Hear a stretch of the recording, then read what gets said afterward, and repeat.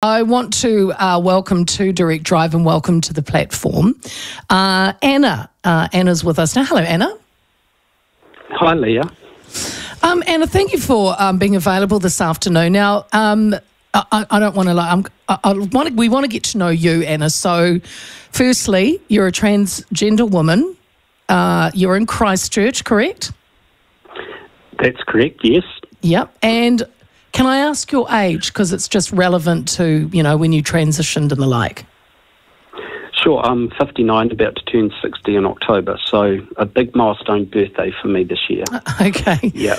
Okay, so can I ask, let's, go back to the beginning. When did you know you were different? If, everyone says I felt different, when were you aware? Well, I reckon I was aware from around the age of 8 or 9, where I did feel different, and probably the best way of describing it is feeling sort of insecure within myself and knew that there was something going on, but given the age I was, didn't really understand what that might be. So I could never really put my finger on it. When my sister came along 2.5 years later,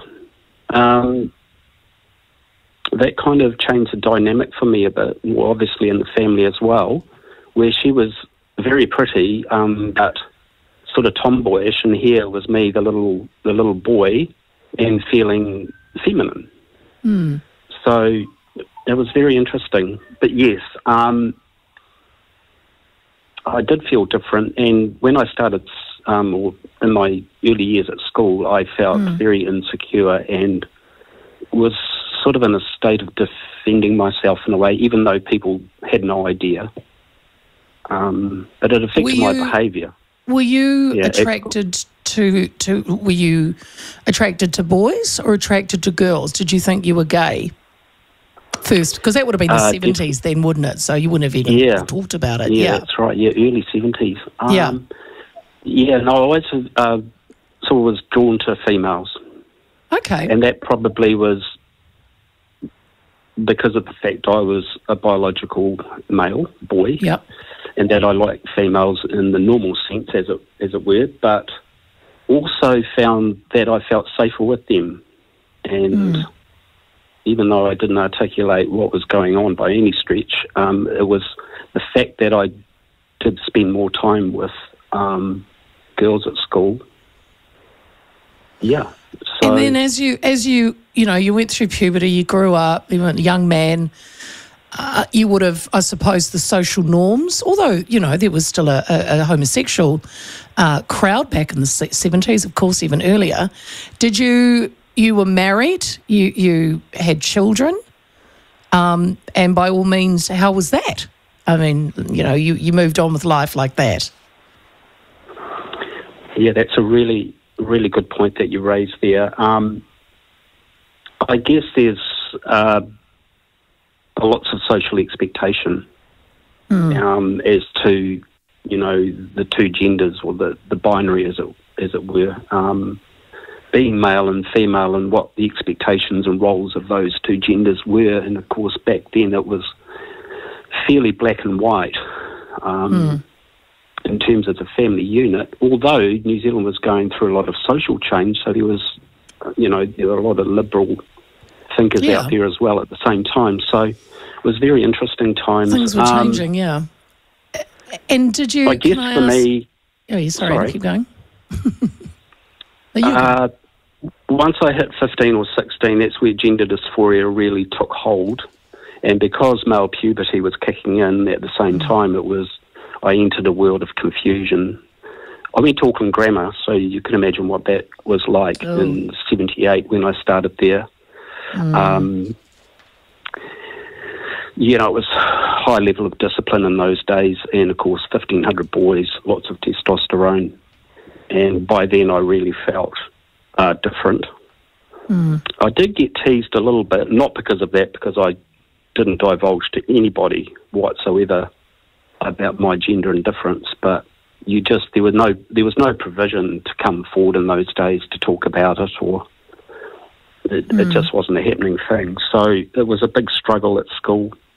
As a consequence, my schoolwork suffered, which was a shame because I could have, if I had a clear mind and I wasn't so distracted, I could have done a lot better. And that's been another avenue in my life, that I've sort of been a bit hard on myself about feeling like a failure in a way. But so you were physically attracted to women, and as I said, later in life, you got married, you had children, and when did you decide though that you could not live that way anymore? You came out quite well. I don't want to say quite fairly late. Because, I guess in the bigger scheme of things, it would be quite late. And I've been asked the question a lot. Yeah. Well, if you knew, why didn't you come out later? And again, that comes back a lot to the social conditions of the time in this country. Yeah. It was only the extremely brave that would have come out in the early 80s, like Georgina Beyer, for instance, who I actually met in 2014. She was amazing. And that's actually when you came out, wasn't it? Was that's right, 2014. Yeah. Yes, in my 50th year. Okay, that was a turning point. It was. I don't know, but I think the fact that I was turning 50 may have something to do with it. But honestly, by 2013, I was not in good shape, and I guess to know when you want to come out or make that decision to come out, you almost have to be at your lowest ebb to do that, and then you know that it's time. Yeah. But the anguish was being married with my 3 children. That was the anguish, was making the decision to leave them to come out. So there was a whole lot going on. Big year, 2014. And then you made that decision, and and is that when you became Anna? No, I actually, a lot of trans women, I think, changed their names sort of fairly early on in the piece, but I couldn't really think of a name that was worthy of replacing Byron, which was my male name. Okay. And so it would have been, early 2017, I changed my name to Anna by default. Okay, and is that was very exciting. And did you go then on? So how far have you transitioned, Anna? If you don't mind telling me, have you done all the estrogen? Have you had surgery? What's the journey for you?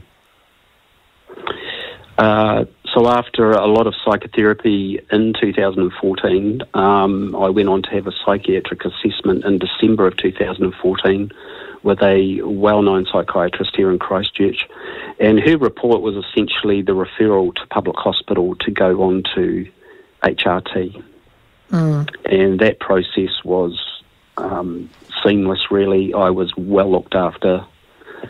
I was dealt with by initially a male registrar who was amazing. So I went on to HRT, which involved estrogen patches and testosterone blocker. Yes.